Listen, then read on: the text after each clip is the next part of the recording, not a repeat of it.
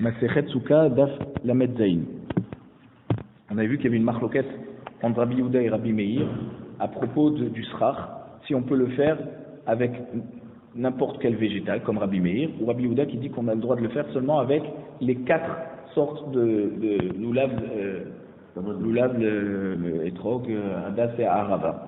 D'accord? Et on avait dit, on avait repoussé ce calvachomer qu'il avait voulu faire Rabbi Yehuda, en disant que non, s'il n'a pas trouvé de harba minime, alors il ne va pas faire de srach. Donc là, le srach, on peut le faire avec n'importe quoi, car que ça soit quelque chose de végétal, et qu'il ne soit pas Mekabel Touma.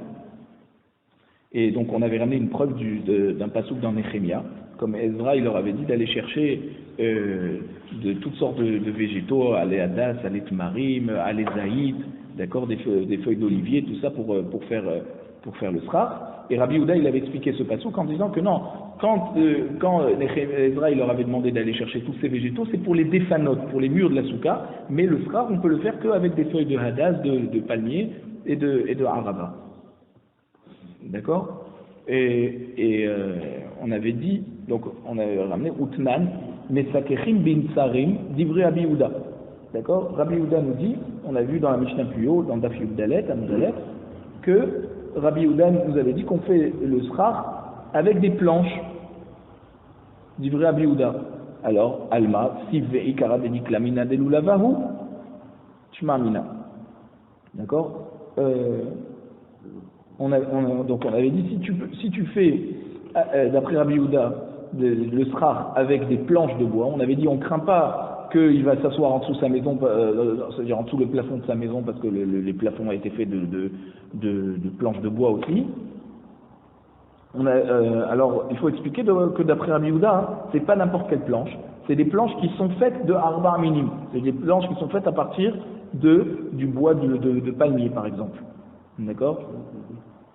Voilà, il faut dire que c'est fait de dikla mina de lulavaou. D'accord? Donc c'est de là tu vois en tout cas que la cive, ça veut dire ce fameux tissage qui est autour du palmier, un tissage naturel, d'accord? Et le bois carrément, le bois du tronc, d'accord? Et ça même d'après Rabbi Yehuda, ça peut être utilisé en tant que srach. Même que c'est pas directement le loulav, mais ça fait partie de l'arbre du palmier qui sert au loulav.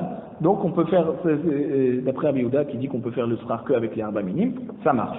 La Gemara demande, ou mais Rabbi Yehuda harba minim in midiacharina lo, est-ce que Rabbi Yehuda a permis de faire du srach qu'avec les harba minimes, mais avec une autre sorte de bois, ça marcherait pas? Ve'atania sik rabbi nistarim shel erez sheyez ben arba tfachim divrei akol tsula. On a vu une braïta que s'il a fait du srach avec des planches de Erez, d'accord, le Erez c'est le cèdre, d'accord.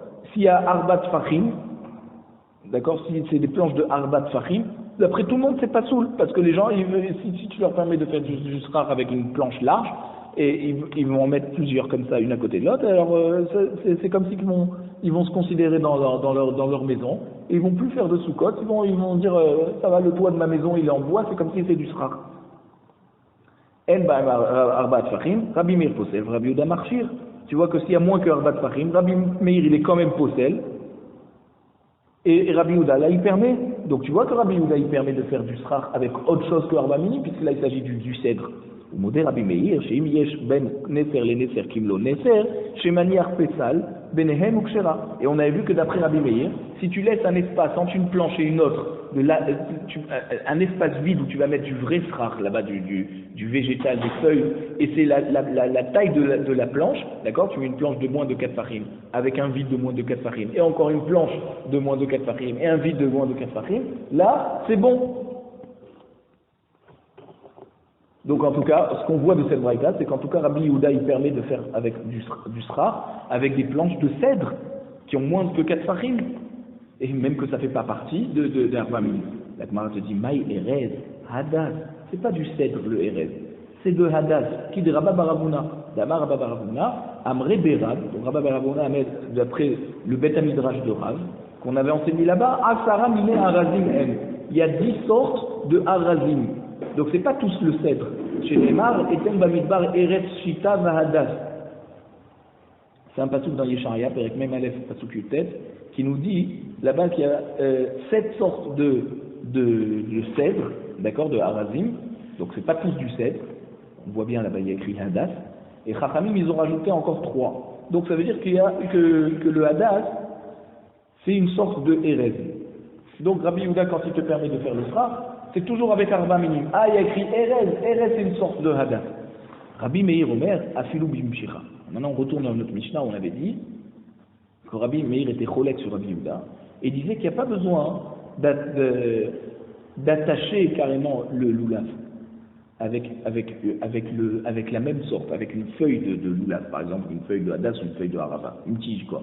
Il dit afilou bimshira, c'est-à-dire avec n'importe quelle corde. Et il avait ramené une preuve de Anshe Yerushalayim qui a entouré le loulav avec du fil d'or. Tania, Amar Rabbi Meir, Ma'aseh beyakiri Yerushalayim, Shayu ovdim et Levem begimoniot shel zahav.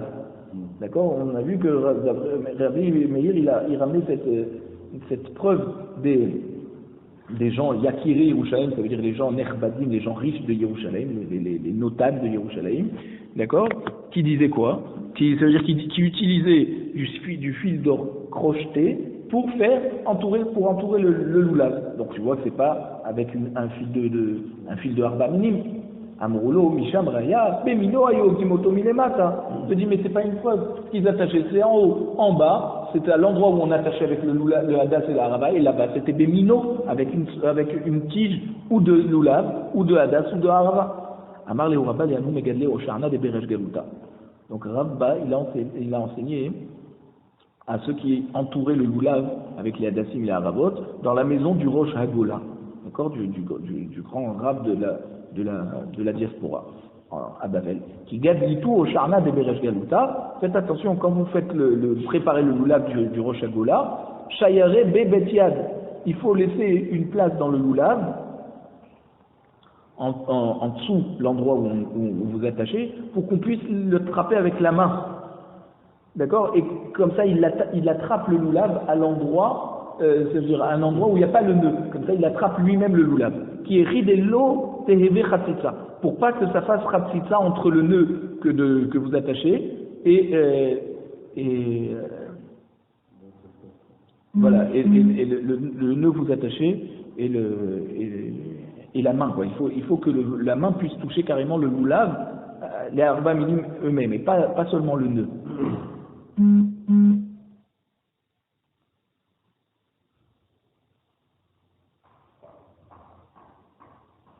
Parce que la halakha est comme Chachamim qui sont cholkim sur Rabbi Yehuda et qui pensent que le loulav n'a pas besoin forcément de l'attacher. Donc si le nœud il fait pas partie vraiment de la mitzvah, s'il attrape le loulav simplement par le nœud, ça veut dire qu'il fait chatzitza. Chatzitza, il y a un espace, il y a justement quelque chose qui bloque entre sa main et les arba minim. Même c'est la même sorte. Alors on va voir. Rava Amar, Kol Lena Oto et Nochotet. Rava il nous dit non. Tout ce que tu fais pour le loulav, pour le faire beau, d'accord, pour l'embellir, comme par exemple l'attacher, alors ça s'appelle pas Khatitza. Ve'amar Rabba, donc tu peux attraper directement sur le nœud. Ve'amar Rabba, lo linkit inish osharna besudara. Un homme, donc Rabba a enseigné aussi, un homme ne doit pas attraper le loulav avec un vêtement qu'il y a entre ses épaules. Par exemple, il va entourer le loulav avec une écharpe, par exemple, qu'il aurait sur lui, et il attrape le loulav comme ça. Des barina lekicha tama, parce qu'il faut l'attraper réellement, ça veut dire une vraie lekicha, complète. Veleka, et là, si tu attrapes avec quelque chose qui fait khatsitsa, c'est pas bon. Rava Amar, lekicha, l'idée d'avoir un cher schéma lekicha. Rava, encore, il est cholek sur Rava, il dit non, même avec un foulard ou quelque chose que tu mettrais sur tes épaules, tu as le droit d'attraper le loulav comme ça. Amar Rava, Mena Aminala, d'où moi je sais que dès lekicha, l'idée d'avoir un cher schéma lekicha, que même que tu attrapes le loulav avec quelque chose d'autre, d'accord, ça s'appelle quand même une lekicha, ça s'appelle quand même que tu as fait la mitzvah d'attraper le loulav, ditnan, parce qu'on a une Mishnah, d'accord, dans Masechet Para, à propos de la paradouma qu'on faisait tremper les tiges de Ézov dans l'eau de la paradouma pour asperger ensuite le tamé, ou un homme tamé ou un objet tamé. qui a été rendu tamé par un mort. Donc dans Masechet Para Perek Yud-Bet Mishnah Aleph, on nous dit là-bas Ezov Katsar Mesapeko Bachut ou Bakouche. Donc c'est quoi Ezov Katsar? Une petite tige de Ezov, d'accord?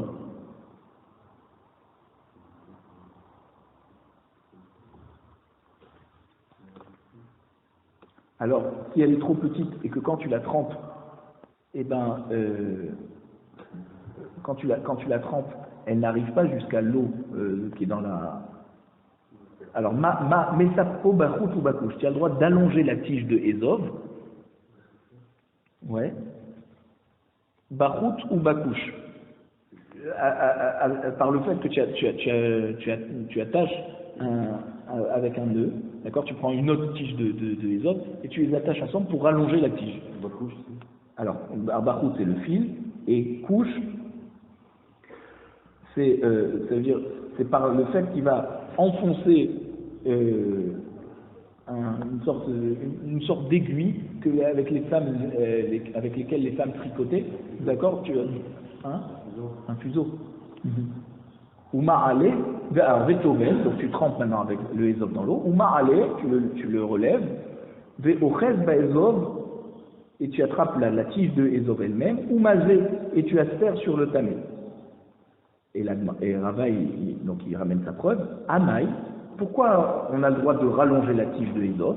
Velakar, vetava la marachamana. Pourtant la Torah elle te dit velakar, mais tu dois prendre le Ezov avec ta main et l'enfoncer dans l'eau. Donc si tu n'as plus besoin de le rallonger, ça veut dire que tu ne l'as pas enfoncé avec ta main. Ça veut dire, d'accord, tu n'as pas enfoncé la tige elle-même. Ce qui a touché l'eau, c'est ce que tu as rajouté dessus. Et ça ne marche pas. Et pourtant, et la lame, shmamina, lekicha, l'idée d'avoir shma lekicha. Si on t'a permis là-bas de faire comme ça, ça veut dire que même le loulav que tu dois l'attraper avec ta main, même si finalement c'est autre chose qui l'a touché, d'accord, ça veut dire qu'il y a eu un foulard par exemple entre ta main et le loulav, ça marche quand même. C'est ça qu'il ramène Rava comme preuve, comme quoi on a le droit. La Gemara te dit, Mimaï, qu'est-ce que tu me compares? Dilma shane atam, kevan dechabre kegoufe dame. Là-bas dans la tige des Ezov, qu'est-ce qu'il a fait? Il a été mechaber, d'accord?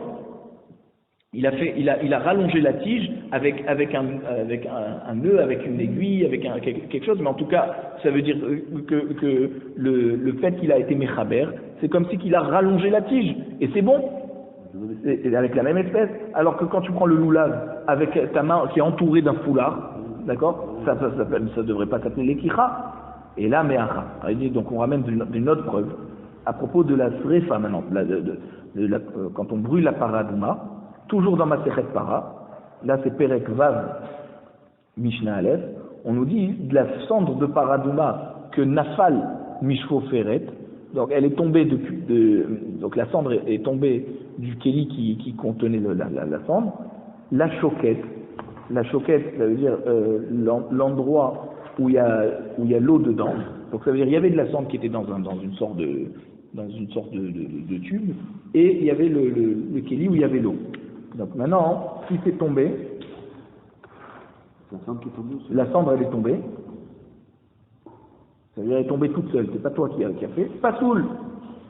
Parce que s'il faut mettre la cendre bechavana, c'est pas que elle tombe tout seul. Parce qu'il y a écrit Velakrou latame me'afar serefatachata venatan. Donc ça veut dire il faut que l'homme y mette là-dedans. Si c'est tombé tout seul, ça marche pas.